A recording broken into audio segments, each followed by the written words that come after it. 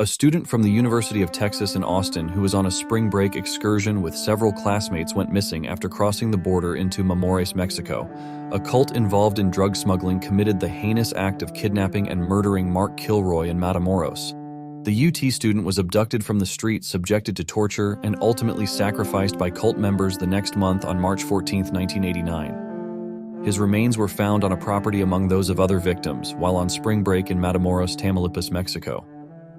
Before we start this video, I would highly request you to subscribe to our channel and like this video to support us. This is samtv. Mark James Kilroy, a student at the University of Texas at Austin, was abducted. They kidnapped him and brought him to a ranch where they sacrificed him after holding him hostage for hours.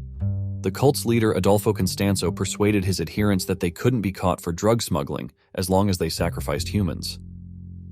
The ranch where the murder of Kilroy took place belonged to Brigido Hernandez and was located in Matamoros, Santa Elena. The peculiar circumstances surrounding Mark Kilroy's death caused an international police manhunt and garnered media interest on a global scale. This is his story. His body was discovered on April 11, 1989, less than a month after he went missing. Mark Kilroy was born into the world in Chicago, Illinois on March 5, 1968. Helen Josephine Kilroy was a volunteer paramedic, and James William Kilroy was a chemical engineer after having a son. Mark, the couple, uprooted their lives and headed for Texas as a teenager. Mark was a standout in the classroom, and on the field at school, he and his friends would play sports like baseball, basketball, and golf in 1986. He graduated 14th out of 210 students at Santa Fe High School, where he was also an honor student active in the student government, and a Boy Scout. In order to become a pre-med student and study for the medical college admission test, he transferred to the University of Texas at Austin after meeting up with his pals in Brownsville. Kilroy would hike over the border into Matamoros on March 10, 1989. They went bar hopping, which is where Mark was last seen alive after finishing his examinations early. Bradley Moore, a boyhood buddy of Kilroy, went to Austin to pick up Mark for spring break before continuing on to South Padre Island, Texas. They stopped in Santa Fe to pick up Bill Huddleston and Brent Martin, two more buddies. South Padre Island, 20 m from the Texas-Mexico border, was their destination after a 9-hour foggy trip to South Texas. They arrived at the Sharon Hotel just before midnight and signed in for the next day, after which they explored the beach town, since it was early in the 5-week spring break season. There weren't many visitors at South Padre Island when they initially arrived as the weekend wore on. Thousands of students from all across the United States would start to show up. Kilroy and his companions went to a bikini contest behind the Sharon Hotel at about 10:30 in the evening on March 13, 1989. The day before he was kidnapped, it was on to Matamoros, Mexico, where Kilroy and his companions set off. They left Texas at the border and crossed on foot. 15,000 American spring breakers descended into Matamoros that night, foreign visitors seeking to enjoy cheap beer, and Mexico's liberal drinking regulations swarmed the sidewalk, streets, and nightclubs on the city's major tourist boulevard Alvaro Un at about 2. In the morning, Bill Huddleston proposed that they return to South Padre Island across Alvaro Obon Street from the Hard Rock Cafe. Mark Kilroy was seen chatting with a woman from the M-Tan Line bikini pageant. As his pal was walking out, a large number of visitors were departing from the bars with the intention of traveling to Brownsville, Texas, a border town. While others dispersed in different ways due to the heavy influx of visitors, Mark and his companions had a tough time making it across the border in one piece, while passing a house on Alvaro Un. Mark Kilroy paused to bid farewell to the Mandan Line contestant Bill Huddleston. His friend was then expected to catch up with him, while Mark waited for Bill to come back. He dashed over to a neighboring to use the restroom. Huddleston returned to the buddy group and disappeared in the 5 minutes it took. His companions continued their hunt for him for what seemed like hours after businesses had shut down and the streets were empty. They crossed the border at about 4:30 in the morning, presuming that Mark had probably already crossed to Brownsville, Texas with another group and was waiting near their parked car. The availability of cell phones made it possible to contact Mark and verify his whereabouts. They lingered in the Brownsville parking lot for a while before making the 45-minute trek back to South Padre Island after seeing Mark absent. They assumed he had gone to the hotel with another companion. Mark was still unable to be seen when they awoke the next day. After that, his companions informed the authorities that he was gone. No eyewitnesses could be located to help Lee and his companions. Mark seemed to disappear. Matamoros, a border town in the Rio Grande Valley, would become famous across the country. 3 weeks later, initially the hunt for Mark started as a standard inquiry.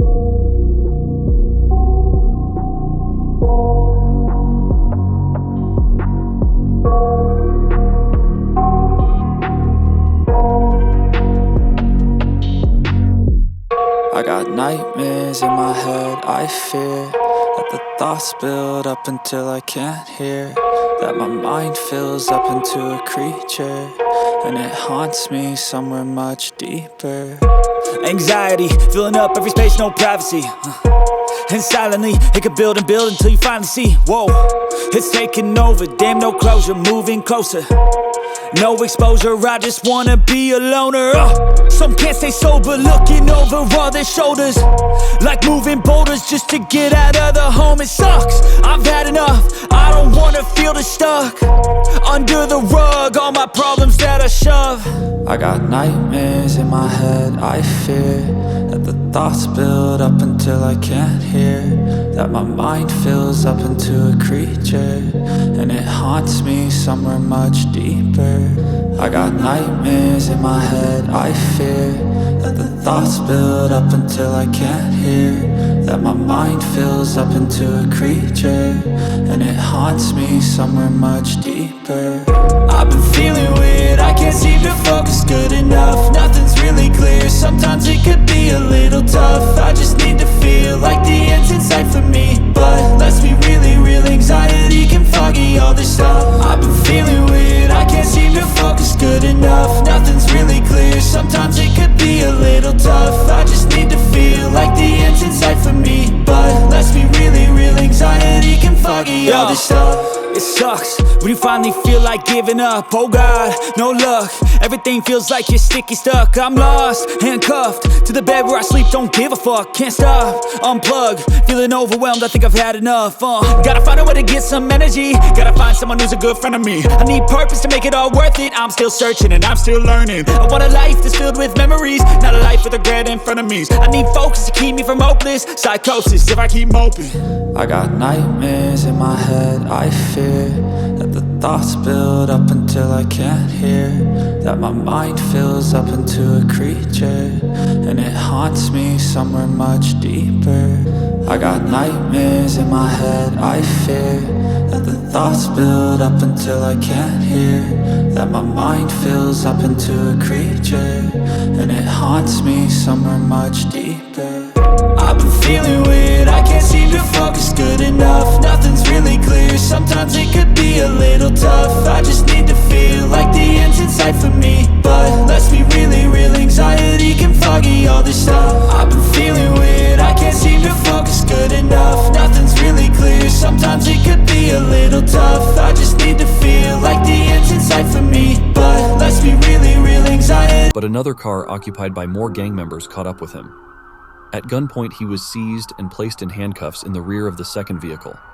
At that point, the gangsters took Kilroy to Santa Elena Ranch by driving him via the city's back alleys. Overnight, the guys abandoned Kilroy in the Viet Constanzo, and his crew visited Mark around 12 hours after he was abducted. They proceeded to tape his mouth and face before leading him still bound across a field to a storage cottage. Constanzo subjected Kilroy to sexual abuse and torture all night long on the 15th.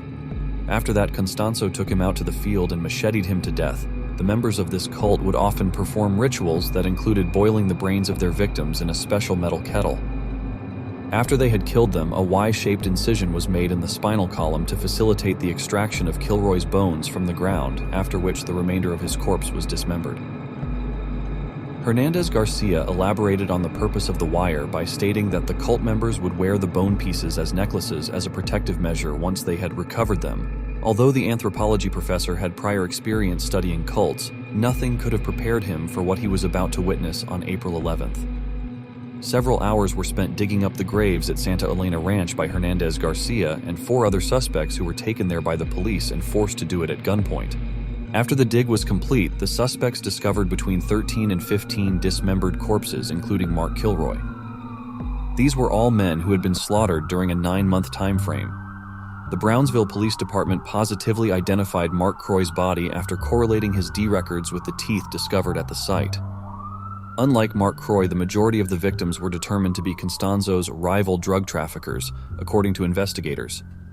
I am already familiar with it before I even step foot outside on the site. You would find the remains of Kilroy and over 14 other people just 2 weeks after the exhumation of the remains from Santa Elena, the ranch's blazing hut, in the wee hours of the morning. The Mexican federal police went back to the property to torch the hut and place a wooden cross on top of the rubble. The cabin and surrounding area where these horrible killings occurred will be desecrated and set ablaze. The people there claimed they knew. Constanzo would go bonkers if he publicly burned the cottage because of how important it was to him the next morning. Once the arson was reported on national television, Constanzo allegedly erupted into a rage, proving that this plot had been successful.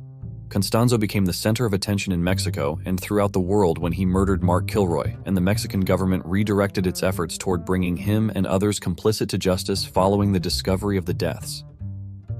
On April 11, 1989, the hunt for Adolfo Constanzo commenced. Constanzo escaped to Mexico City but was later located there.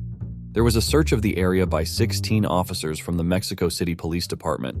It was there that they noticed a man at the grocery store trying to purchase an unusually large quantity of goods using American money. The cops tracked down the man and identified him as Constanzo's accomplice who was scavenging food. The cops barricaded the apartment building where Constanzo lived on May 6, 1989, and then raided the building once the traffic had subsided. As they waited, the cops moved over to the apartment complex to inspect a black car that had parked up in front of it from his apartment. Constanzo spotted the police and fired at the ground-level policeman. As time went on, Constanzo's ammo ran out and his patience became thin. Constanzo gave the order to have him and another cult member killed after about 45 minutes. His accomplice bolted from the door as soon as the cops reached Constanzo's smoke-filled flat. Yelling that Constanzo had died, the accomplice denied any involvement in the murder of Mark Kilroy, but said that he concurred with Constanzo's statement that he personally ordered the majority of the murders following their son's horrific ordeal. Kilroy's parents expressed relief to the press upon hearing that the killers had been apprehended. I appreciate it. Thank you for your attention. Please like, comment, and subscribe to the channel.